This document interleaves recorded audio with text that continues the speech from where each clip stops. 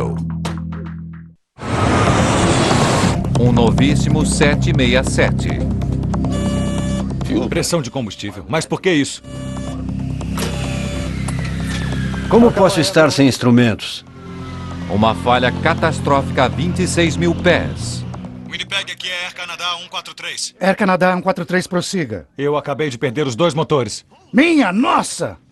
Falava com um homem morto. A que distância estamos de Gimli? Vocês estão a 19 quilômetros de Gimli agora.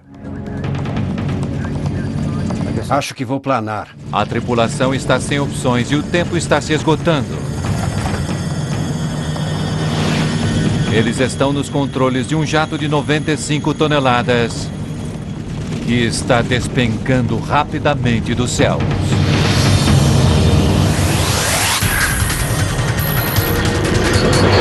Mayday, mayday.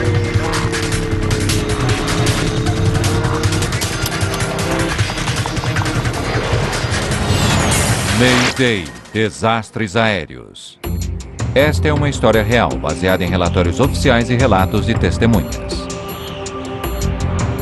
Em um céu tranquilo sobre a região central do Canadá, perigo na pista. O voo 143 da Air Canada acaba de completar metade de sua viagem de Montreal até Edmonton, Alberta. Boa tarde, senhoras e senhores. Aqui é o seu copiloto. O avião está levando 61 passageiros e 8 membros da tripulação. Está um lindo dia. Claro, com temperatura 24 graus Celsius. É 23 de julho de 1983. Você viu como é que faz? Rick Dion é engenheiro de manutenção da Air Canada. Eu estava indo para Edmonton com minha esposa Pearl e meu filho Chris, que tinha 4 anos. Era o início de 2 semanas de férias para nós e estávamos todos muito animados de embarcarmos nesse novo avião. Com os cumprimentos do comandante. Oh, Rob, obrigado. Se quiser ir até a cabine... Esse era meu primeiro voo em um moderno 767, uma vez que a empresa acabara de comprá-los. Eu volto no minuto. Eu estava curioso em ir até a cabine e ver toda essa tecnologia integrada ao trabalho que eu fazia nos aviões. O comandante desse voo é Bob Pearson. Ele tem 48 anos e mais de 15 mil horas de voo. Seu copiloto é Maurice Quintal, com mais de 7 mil horas de voo. Entre. Com licença, senhores. Rick? Eu conhecia Bob Pearson do pequeno clube de aviação que eu frequentava em Saint-Lézard. E, na verdade, ele era um dos pilotos locais que costumava voar de planador e também voar os Lézards ultraleves. Tínhamos partido em direção ao noroeste, em um belo e ensolarado dia de julho. Tínhamos um plano de voo de 39 mil pés. Poucos aviões viajavam nessa altura em 1983. E havíamos solicitado 41 mil pés, o que nos colocava bem acima do fluxo de jatos para o oeste. A tripulação podia até ter acumulado muitas horas de voo, mas eles tinham muito poucas horas de experiência naquele avião. Aquele era o mais novo e mais avançado jato de grande porte da Boeing, o 767. Havia tantos microprocessadores na barriga do avião automatizando tantas funções que o trabalho dos engenheiros de voo foi eliminado. Aquele era um dos 4 aviões 767 recentemente adquiridos pela Air Canada. O avião tinha apenas 150 horas de voo. Que diferença aqui, não? Sem dúvida. Zerar e iniciar aqui.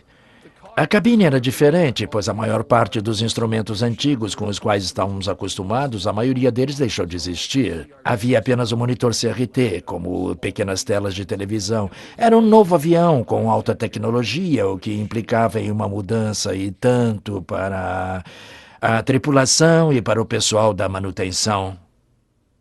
Era uma aeronave totalmente nova, tanto para o comandante quanto para mim. Na época eu tinha 75 horas naquele avião, por isso tudo era novo para mim. Tanto os pilotos quanto as equipes de manutenção ainda estão conhecendo esse avião. O comandante Pearson explica a Dion como ele lidou com um pequeno problema com os motores em um voo anterior. E desce para um patamar mais baixo. Então, simplesmente prosseguimos. Sabe, isso leva a uma interessante... Pressão do combustível. Mas por que isso? Um aviso alerta a tripulação acerca de uma pressão baixa bastante crítica em uma das bombas de combustível do avião. Tem algo errado com a bomba de combustível. O 767 tem 3 tanques de combustível principais. 2 nas asas, que sempre são usados, e um deles no centro do avião, usado apenas em voos de longa distância.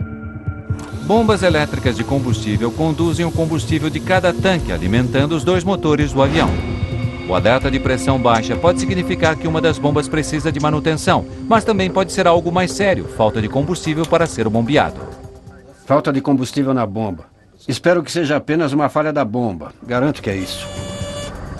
Outro alerta de baixa pressão de combustível é dado, dessa vez de outra bomba de combustível, do lado esquerdo do avião.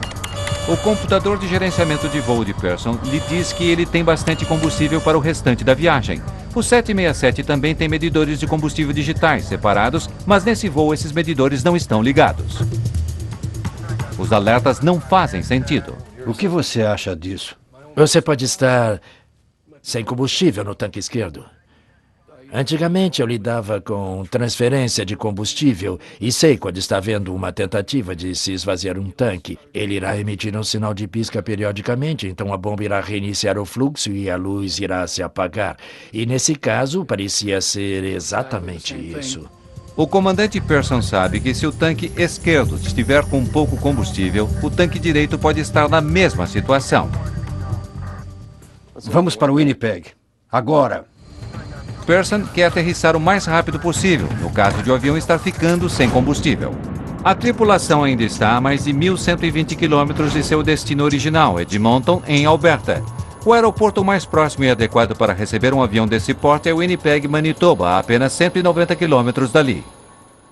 Os computadores de bordo indicavam haver bastante combustível a bordo, além de 3 verificações de combustível de rotina cruzadas com o nosso combustível no plano de voo.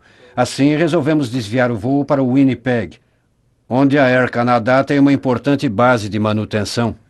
Central Winnipeg? Aqui é Air Canada 143. Air Canada 143, prossiga. Ron Hewitt tem 20 anos de experiência como controlador de radar. Sim, senhor. Temos um problema. Solicitando direcionamento para Winnipeg. Air Canada 143, tome posição. Direção Winnipeg. Você tem permissão para manter 6.000. Decida quando desejar. Eu o orientei para 6.000 quando desejasse e foi só. Ele não nos disse qual era o problema, pois não é da minha conta. Damos a ele o que ele quer. Tiramos todos do caminho, é basicamente o que fazemos. Certo, vamos para 410. Agora Pearson começa a descer de 41 mil pés. Minha nossa. Dispararam todos. Os alertas de pressão baixa estão se alastrando para um número cada vez maior de bombas de combustível.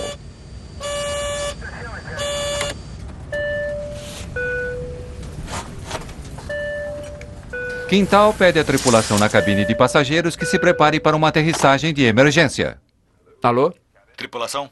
Acreditamos ter um problema com o sistema de combustível. Estamos desviando para Winnipeg.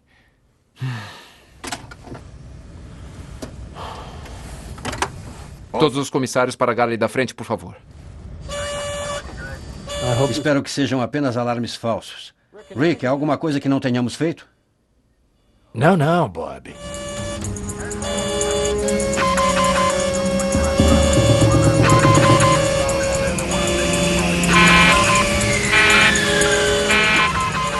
Certo. Perdemos o motor esquerdo. A perda de um motor não deixa dúvidas. O voo 143 está de fato sem combustível. Lista de verificação. Aterrissagem com o motor só. Pearson foi treinado para aterrissar um 767 só com um motor. Nunca ninguém tentou aterrissar sem nenhum dos motores. Ele luta para conseguir descer seu avião e assim não se tornar o primeiro a ficar sem motor algum. Voltaremos a seguir com Desastres Aéreos. Com apenas um motor funcionando no voo 143 da Air Canada e com a possibilidade de outro motor parar, a tripulação prepara os passageiros para o pior. Senhoras e senhores, aqui é o comissário-chefe falando. Devido a problemas mecânicos, vamos nos preparar para uma aterrissagem de emergência. Por favor, voltem para as poltronas e coloquem seus cintos. Sua tripulação está bem treinada para lidar com esta situação. Alguns membros da tripulação já começaram a preparar a aeronave. Eu não tinha qualquer conhecimento, assim como o restante dos membros da minha tripulação, de que havia problema com combustível. Eu não fazia ideia do porquê ir para Winnipeg. Aproximação e aterrissagem. Flaps serão 20. Flap de solo estendido. Enquanto eles fazem o exercício, a luz de pressão baixa da bomba de combustível do lado direito também começa a piscar, assim como havia acontecido com o lado esquerdo. Eles estavam bastante ocupados com o primeiro motor, sem ver as luzes da bomba, que estavam bem diante de mim. Por isso eu sabia que aquele motor também havia parado. O que foi isso?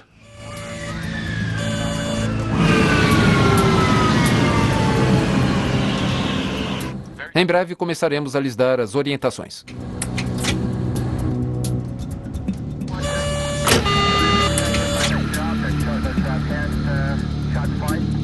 Como posso estar sem instrumentos? Nossos lindos e coloridos painéis de monitoração dos motores e dos instrumentos simplesmente apagaram. Acontecer exatamente o que Pearson temia. Ele perder os 2 motores. A 26.500 pés, a ainda 120 quilômetros do aeroporto mais próximo, ele está sem combustível. Winnipeg, Air Canada 143. Air Canada 143, prossiga. Eu acabei de perder os 2 motores. Bom, quando os 2 motores param, eu acho que eu disse, minha nossa, estou falando com um homem morto. Parece que eles acabaram de perder os motores. Era bastante improvável que alguém conseguisse sobreviver àquilo, porque eu conseguia vê-los tentando virar e girando. Os motores de um avião não apenas lhe dão empuxo, eles também geram a potência necessária para conduzir o avião. O avião ficou completamente incontrolável. Entretanto, os aviões modernos são como canivetes suíços. Há sempre mais alguma coisa com que contar. No caso de perda de potência, o avião usa automaticamente o HAT, ou turbina acionada a ar. Ela é acionada por mola e a hélice que impulsiona essa pequena bomba hidráulica é quase do tamanho de uma hélice que você veria um pequeno Cessna 150.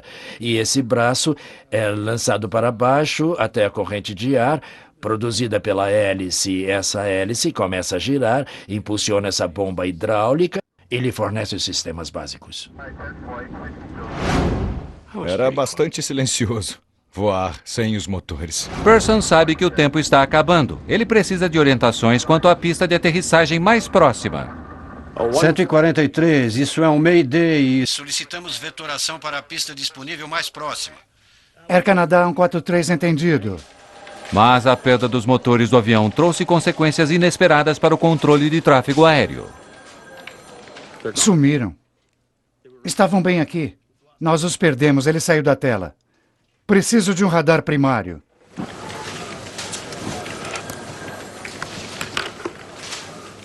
Uh, 143, nós perdemos o retorno do transponder e estamos tentando identificar onde estão agora. Trabalhamos com um transponder que é chamado radar secundário. Captamos o sinal de um piloto para identificar a aeronave.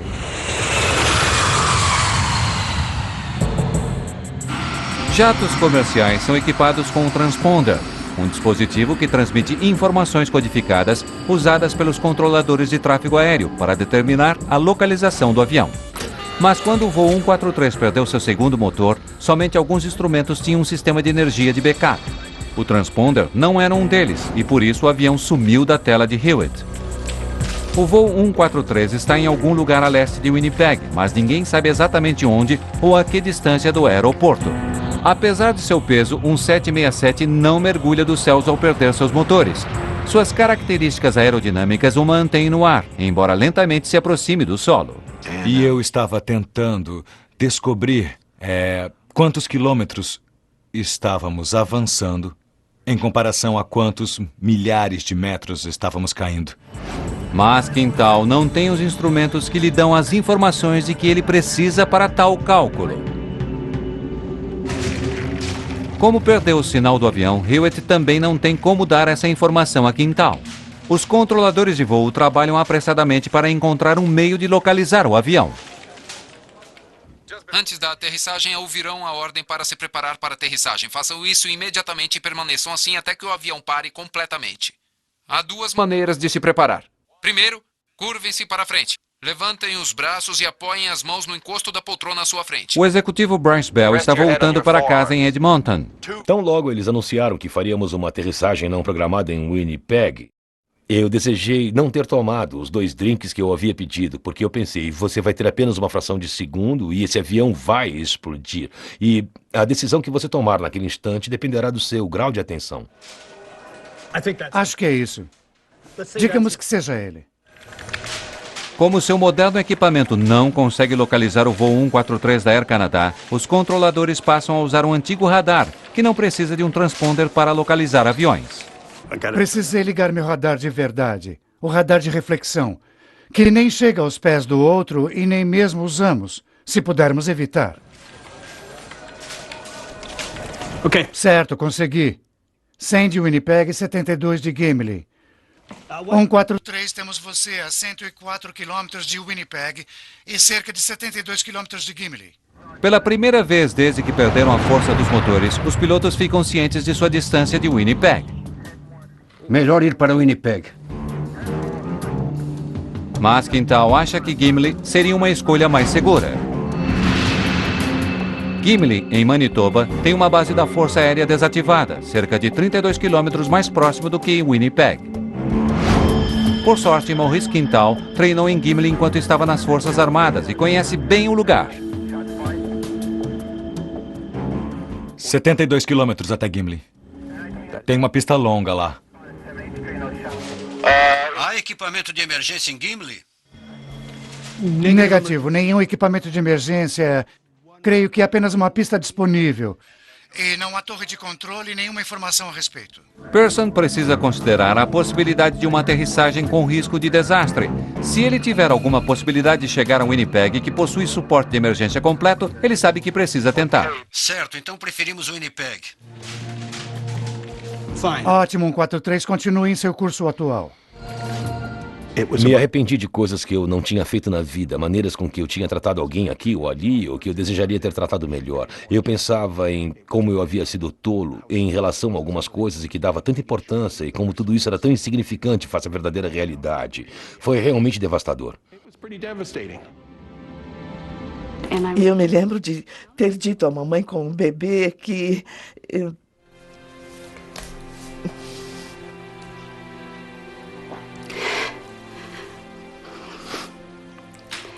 Eu tinha uma filha, Vitória.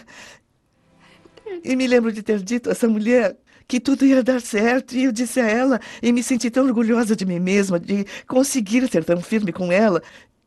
E dizer a ela que tudo iria dar certo, olhando direto nos olhos dela. A que distância estamos do campo agora? Vocês estão a 56, digo, 62 quilômetros de Winnipeg. Entendido. Agora que os controladores conseguem ver o voo 143 no radar, eles podem fornecer a Quintal as informações de que ele precisa para calcular se consegue planar até o Winnipeg. Qual sua altitude agora? 8.5. 8.5. Cerca de 8.500 pés acima do solo, o comandante Pearson consegue ver seu local de destino. O aeroporto de Winnipeg está a menos de 56 quilômetros de distância. Já dá para vê-lo. Mas as informações de Quintal não são boas. Bob. Morris estava controlando com tranquilidade a distância e a altitude através das informações do controle de tráfego aéreo em Winnipeg e calculou nossa situação. E chegou à conclusão de que talvez não conseguíssemos chegar à pista em Winnipeg. Talvez aguentemos mais 32 quilômetros. Não chegaremos a Winnipeg. Quintal calculou que na velocidade em que eles estavam descendo, eles atingiriam o solo 24 quilômetros antes da pista. A que distância estamos de Gimli? Vocês estão a cerca de 20 quilômetros de Gimli neste momento. Onde está? Para onde ele está indo? À direita. Vire à direita em direção a 3, 4, 5. Eu diria que você tem 6 quilômetros até lá. Certo, ótimo. Vamos para lá. Vou ver como está minha família. Não precisam mais de mim por aqui, né? Não, estamos bem.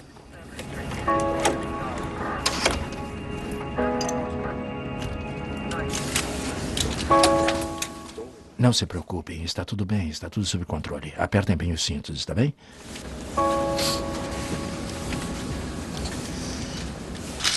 Quando eu finalmente fui para minha poltrona me sentar, foi que eu pensei... Sabe, é isso. This is it.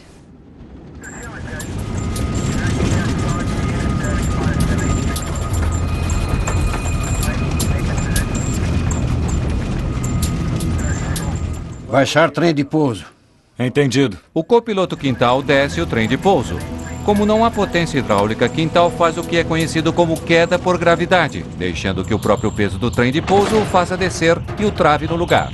Os dois principais trens de pouso são pesados. Eles caem imediatamente e duas luzes verdes confirmam que estão travados, mas o trem de pouso no nariz do avião é mais leve, ele não trava. Conseguimos ouvir claramente quando o trem de pouso principal baixou e foi travado, mas eu não sabia se o trem de pouso no nariz do avião estava baixado e travado. Se é alguma coisa que você não pode controlar, você não fala a respeito, você não toca no assunto. O principal era colocar o avião naquela pista. 8 quilômetros para aterrissagem. Entendido. Podemos ver o campo. A 8 quilômetros de Gimli, Pearson e Quintal finalmente veem uma pista onde podem aterrissar, mas há um problema. Estamos muito perto. Vai ficar muito inclinado e muito rápido. Sim, eu sei. Pearson está quase na pista, mas está muito acima dela. Se descer a uma velocidade normal, ele irá passar pela pista de pouso. Mas se vier muito inclinado, seu avião ganhará muita velocidade e ele não conseguirá parar antes do final da pista. Em uma aproximação normal, temos slots que nos permitem diminuir a velocidade do avião e voar a uma velocidade menor, com segurança. Estávamos sem isso, uma vez que estes são mecanismos acionados pelo sistema hidráulico principal. Então, o que fazer? Então conversamos. Tínhamos duas possibilidades. Uma delas era dar uma volta de 360 graus e eliminar o excesso de altitude. Por outro lado, eu imaginei que isso levaria cerca de 3 minutos e já estávamos descendo a uma velocidade de 2.500 pés por minuto. Por volta de apenas 3.000 pés acima do solo, o avião não tem altitude suficiente para fazer um círculo completo. Se continuasse assim, ele atingiria o solo antes de voltar para a pista de aterrissagem. Pearson escolhe a segunda opção. Eu acho que vou planar. Pearson resolve tentar uma manobra chamada glissagem, praticamente desconhecida nas empresas aéreas que fazem voos comerciais, mas às vezes usada por pilotos de planadores. E Bob Pearson tem muita experiência pilotando planadores. Vou deslizar para baixo até estarmos quase chegando à pista e aí eu nivelo. Tá bom. A glissagem envolve o que é conhecido como comandos cruzados. Lá vamos nós. Pearson pretende forçar o avião para uma queda livre lateral, permitindo-lhe cair rapidamente sem aumentar sua velocidade para frente. Na verdade, Pearson nunca fez uma glissagem em um planador, mas ele está tentando uma agora, em um Boeing 767. A única maneira que eu tinha para controlar nossa velocidade e nossa descida em relação à pista era induzindo um arrasto na fuselagem, cruzando o comando do leme e dos profundores na cauda, e os ailerons nas pontas das asas, colocando o avião em uma configuração de deriva. Então eu posso variar isso para aumentar ou diminuir nossa velocidade, ou aumentar ou diminuir nossa velocidade de descida. Pearson controla a descida do avião usando seus lemes e ailerons para alterar o ângulo do avião. Cruzar os comandos envolve colocar as asas em uma direção, mas virando o avião na direção oposta, empurrando-o de lado contra o ar frontal. À medida que o voo 143 começa a descer em direção ao solo, Quintal está prestes a descobrir uma coisa que ele não esperava. A pista em que treinou há 15 anos não é mais uma pista.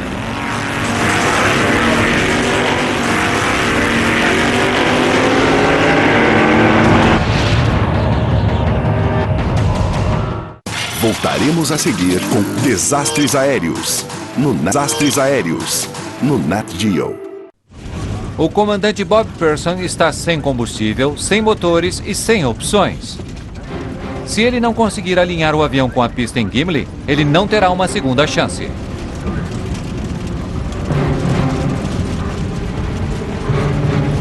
Pearson vira o manche para a esquerda e empurra os lemes para a direita. O avião desliza para a esquerda.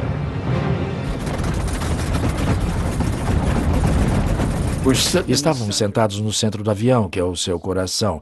Portanto, é bastante sólido ali. E achei que havia uma possibilidade bem grande de ficarmos bem. Mas quando ele colocou o avião em glissagem, tudo isso mudou, pois imaginei se uma asa atingir o solo ou coisa assim, e o avião começar a se projetar para frente e for jogado, isso não vai dar certo. O 767 perde altitude rapidamente, avançando para o lado. Quando eu olhei para a esquerda do avião, eu estava olhando diretamente para o solo. Porque o avião estava em um ângulo de, não sei, cerca de talvez 60 graus de inclinação. O ângulo de inclinação era bastante acentuado e o nariz do avião estava bem alto. Por isso foi um momento bem estranho. E se era estranho para mim, eu posso imaginar como foi para os passageiros. Deve ter sido bem pior. Eu vi um obstáculo de areia desse campo de golfe e pensei, vamos colidir com o obstáculo. Pearson precisa manter um equilíbrio crucial.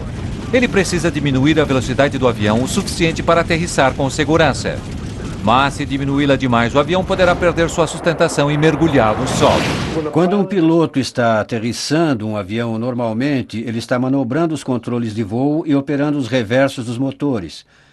Continuamente, na maioria das aterrissagens. Por isso, eu estava fazendo a mesma coisa sem os reversos dos motores. Eu juro que pensei em minha filha Vitória ficando sozinha com meu marido e como ele iria lidar com nossa filha e como ela iria lidar com o fato de ficar sem mãe. À medida que se aproximam, Pearson se concentra em seu alvo, o limiar da pista. Eu tinha visão de túnel como nunca tinha tido antes. Era nossa velocidade e nossa relação com o início da pista. Mas agora, a apenas metros do solo, Quintal vê que seus problemas estão longe de terminar. A pista de aterrissagem de Gimli havia sido transformada em uma pista de corrida de drag cars. Hoje é sábado e não é apenas dia de corrida. É um dia em que as famílias se reúnem na pista de Gimli. A corrida acabou por hoje, mas o campo está repleto de membros do clube local de carros esportivos que estão acampados com suas famílias para passar o final de semana.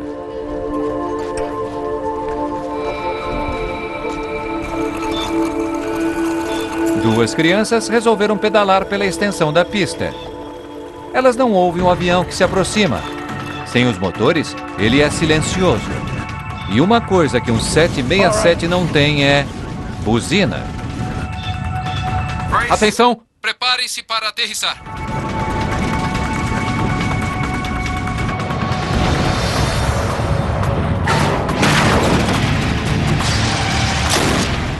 O nariz atingiu a pista com um estrondo, como um disparo de uma arma em nossos pés. O trem de pouso dianteiro imediatamente se arrebenta. Pearson freia com força. 2 pneus estouram. A parte de baixo do motor direito se arrasta na pista. Eu era um robô, eu não tinha emoção alguma. Finalmente, Pearson vê o que está no caminho. E quando olhei, vi 2 meninos em suas bicicletas. E quando eu os vi, eles deviam estar a cerca de uns 300 metros na pista, em relação à nossa posição. Em um determinado momento, eu pude ver que eles levantaram a cabeça e estavam assustados. Tinha um avião enorme em cima deles. Ainda consigo me lembrar da expressão de terror no rosto deles. Eles estavam perto bastante para eu ver isso. Sem ter como virar o avião, a única esperança de Pearson para virar para a esquerda ou para a direita era variando a pressão dos freios nos 2 trens de pouso principais. E foi então que o meu coração começou a disparar. As crianças entram em pânico e tentam correr ainda mais do que o avião, que estava a cerca de 320 km por hora.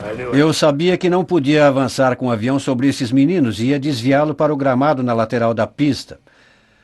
Havia pessoas acampadas do lado oeste da pista. Fato que eu não percebi até tocarmos o solo e o nariz estar no chão, e ainda consigo me lembrar das pessoas do lado esquerdo fazendo churrasco. Dino Calvert está na pista com seus amigos para um final de semana de corrida. Um dos homens, nos pit stops, pulou de repente para dentro do carro dele e saiu. E eu pensei, geralmente as pessoas não dirigem assim nos pit stops. E quando eu olhei para cima, só consegui ver fumaça subindo. Pearson faz todo o possível para parar o avião a tempo. Minha nossa!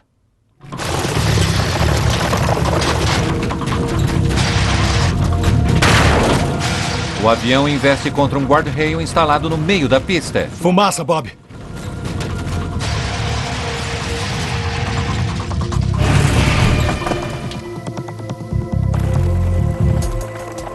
"17 minutos depois de ficar sem combustível, o voo 143 da Air Canada para completamente na pista. Tá tudo bem? Sim. Alguém gritou Yahoo, coisa do tipo, e então as pessoas começaram a aplaudir e estávamos tão gratos. Tínhamos conseguido. Quando você imagina que vai morrer, você realmente acha que o avião vai se despedaçar e imagina fogo. Evacuar! Evacuar! Evacuar! Tudo bem, estamos indo. Uma fumaça espessa está se espalhando rapidamente para trás e invadindo a cabine de passageiros. A tripulação quer todos fora do avião o mais rápido possível. Houve um momento de alegria e então um pânico, como que tomando conta de todos que diziam: temos que sair daqui, temos que sair daqui. Menos de 2 meses antes, um DC-9 da Air Canada fizeram uma aterrissagem de emergência bem-sucedida em Cincinnati. E logo em seguida pegou fogo na pista antes que os passageiros conseguissem sair. 23 pessoas morreram. A tripulação e os passageiros desse voo querem evitar um destino semelhante.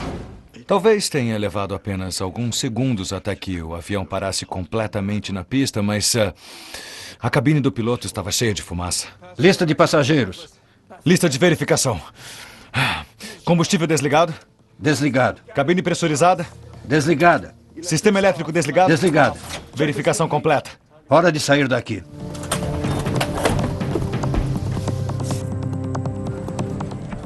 Vamos lá, pessoal, peguem os extintores. Pegamos os extintores de incêndio a caminho do avião. Você nunca se aproxima de um incêndio em uma pista sem levar um extintor de incêndio. E corremos em direção ao avião. As portas se abriram e vimos os escorregadores se desenrolando como se fossem as pernas de uma aranha. O avião acabou ficando quase todo, ao que me pareceu, quase todo sobre o nariz. Quando eu abri a minha porta e vi que a inclinação era tão grande, eu pensei, minha nossa, como é que vamos fazer esses passageiros descerem? Devido ao ângulo de inclinação do nariz do avião para baixo, os 2 escorregadores traseiros não chegam até o solo. 10 pessoas se machucam levemente durante a evacuação, a maioria delas devido à grande inclinação dos escorregadores. Eu ouvi pela frequência do radar oeste. Ele dizia... Um dos 767 diz... ele aterrissou bem, ele está inteiro, e foi então que nós vibramos. Eu disse, tudo bem. Porque todas aquelas pessoas iriam dormir em suas próprias camas aquela noite.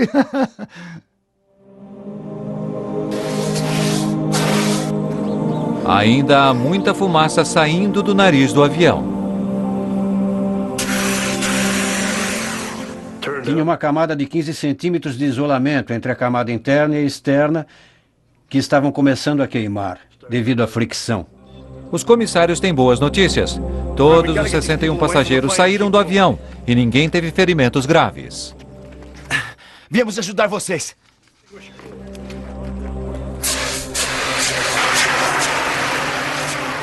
Bob Pearson fez o que ninguém havia feito antes. Ele aterrissou com segurança um 767 sem motores, planando desde mais de 26 mil pés.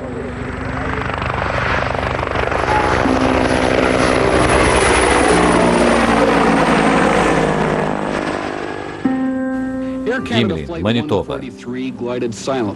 Imediatamente o ocorrido é manchete nos jornais do mundo todo. As pessoas já estão se perguntando como um dos mais sofisticados aviões de passageiros do mundo pôde ter ficado sem combustível.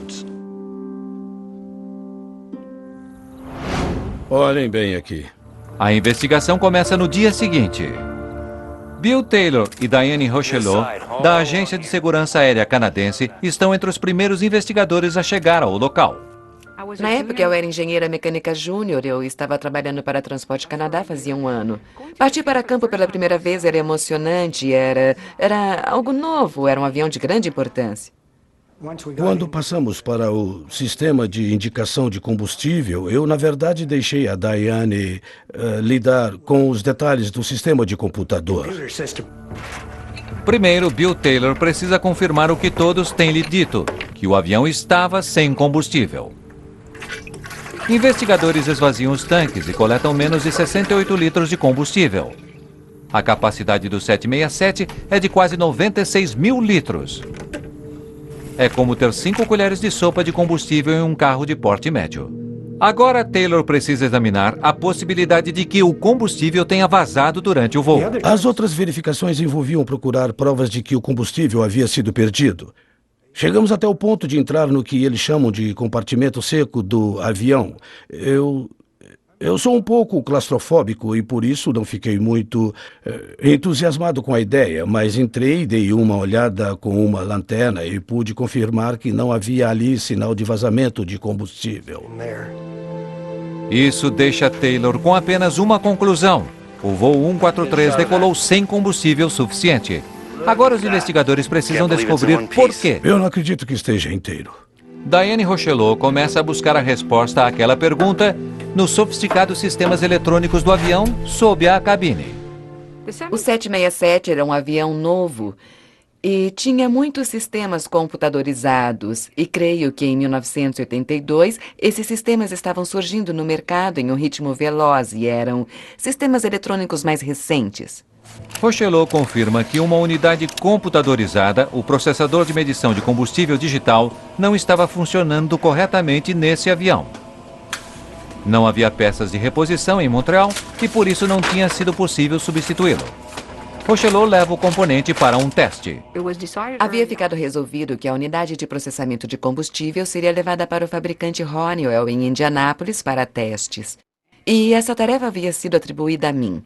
Passamos então por todos os procedimentos de testes e, em um determinado momento, nós de fato descobrimos que havia um mau funcionamento na unidade. Durante os testes, nos aprofundamos cada vez mais e descobrimos que um dos circuitos, chamado bobina do indutor, uma peça bastante pequena, fora encapsulada durante o processo de fabricação. O que significa que estava coberta com plástico. Não é possível ver porque ela está coberta com plástico, não é possível ver a bobina do indutor, mas ao retirarmos o invólucro plástico, pudemos ver que a junta de solda não havia sido feita de forma adequada, o que levou ao mau funcionamento do sistema. O processador defeituoso explica por que Pearson não tinha indicadores de combustível durante o voo, mas não explica por que ele não tinha combustível suficiente. Os indicadores inoperantes estavam, sem dúvida, com problemas. O pessoal de terra não precisou deles quando abasteceu o avião. Os investigadores confirmam que a equipe em terra de fato fez uma verificação manual do combustível antes da decolagem. O que vocês fizeram em seguida? Bom, fizemos uma verificação manual dos 2 tanques e colocamos combustível para a viagem até Edmonton. O voo 143 deveria ter decolado com combustível suficiente para a viagem. Certo, obrigado. Isso ajuda.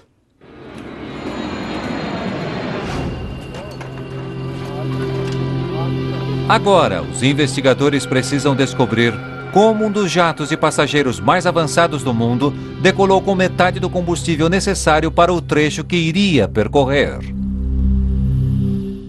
Voltaremos a seguir com Desastres. Os investigadores sabem que, como os indicadores de combustível estavam inoperantes, os tanques de combustível do voo 143 foram verificados manualmente. E o combustível para a viagem até Edmonton realmente foi colocado nos tanques. Mas antes que o avião possa receber mais combustível, um cálculo vital tem de ser feito. Os pilotos precisam saber o peso do combustível em seu avião. Os caminhões de combustível abastecem os jatos por volume. Para que os pilotos e aqueles que abastecem os jatos se comuniquem, é preciso que seja feita uma simples tradução de rotina entre volume e peso.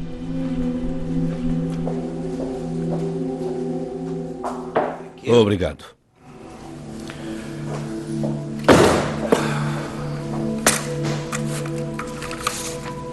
Os investigadores conferem esses cálculos repetidas vezes.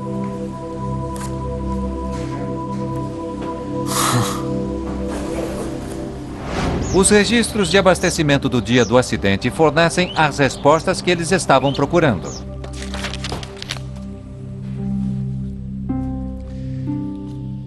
Esse é um registro de abastecimento comum. Mas quando os investigadores examinam os cálculos para o voo 143... E este é do voo 143. Eles não encontram nada de errado.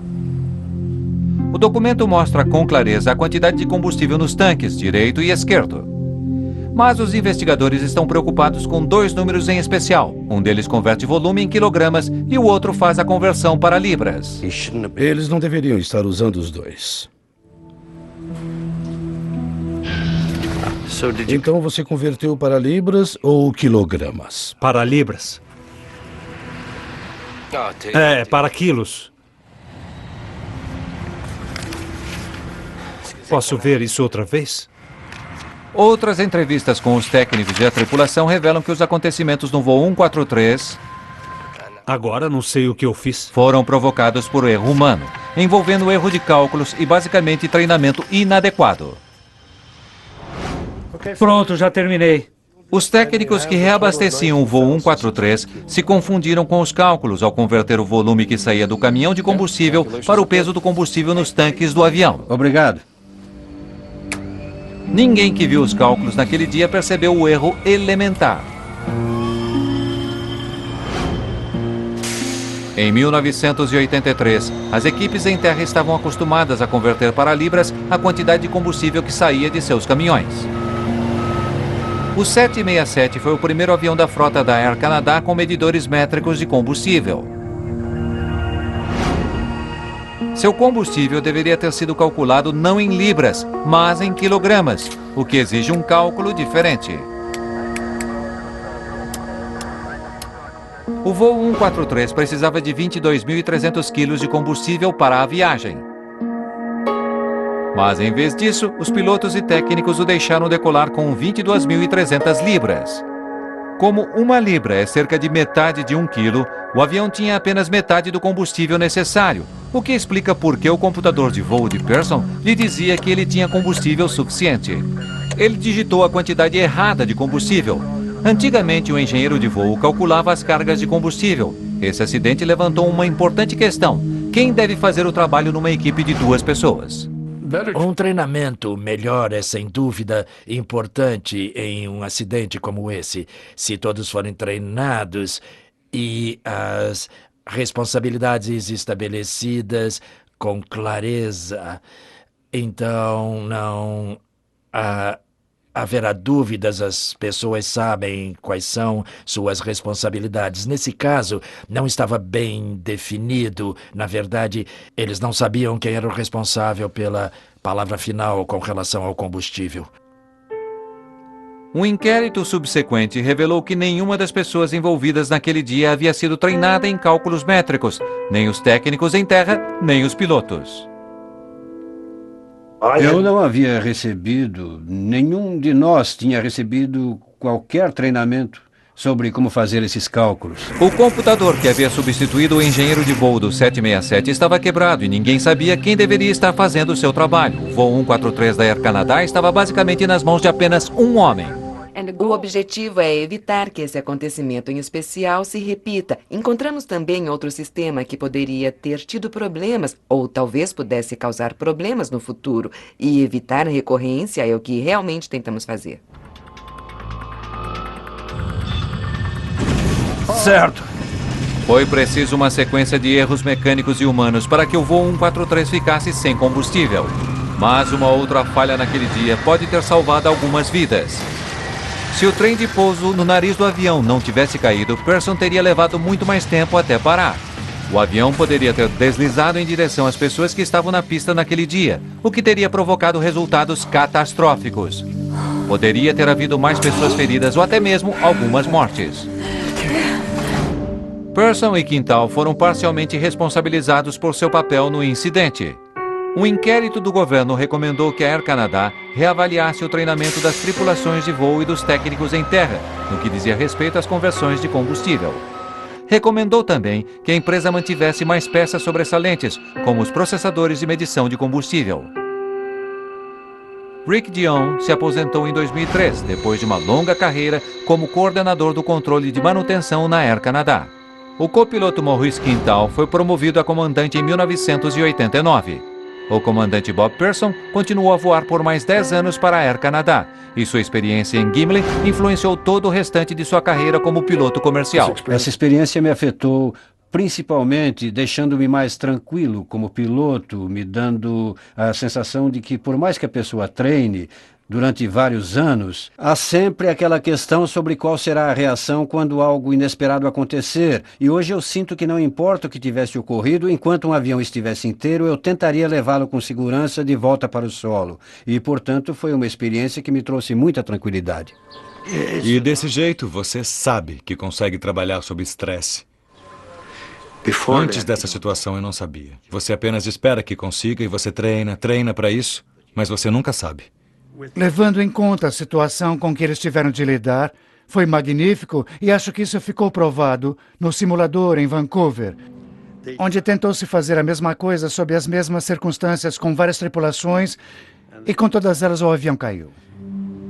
Talvez o que de mais importante tenha ficado disso tudo tenha sido a percepção de que quando algo novo é introduzido, é preciso atenção e treinamento especiais para que as pessoas estejam cientes daquilo com que estão lidando. Quando aterrissamos e o avião estava inteiro, eu pensei, terei outra possibilidade de voar novamente.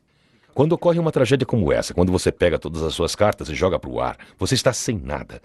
Acho que a partir daquele momento em Gimli, eu poderia... É difícil dizer isso, mas Gimli talvez tenha sido a melhor coisa que me aconteceu, claro, depois de conhecer minha esposa e casar com ela. 2 dias depois da aterrissagem em Gimli, o 767 da Air Canada estava de volta aos céus, a caminho de Winnipeg para reparos. 25 anos depois, este mesmo avião ainda está em serviço e continua sendo chamado pelo apelido que Bob Pearson lhe deu, o Planador de Gimli.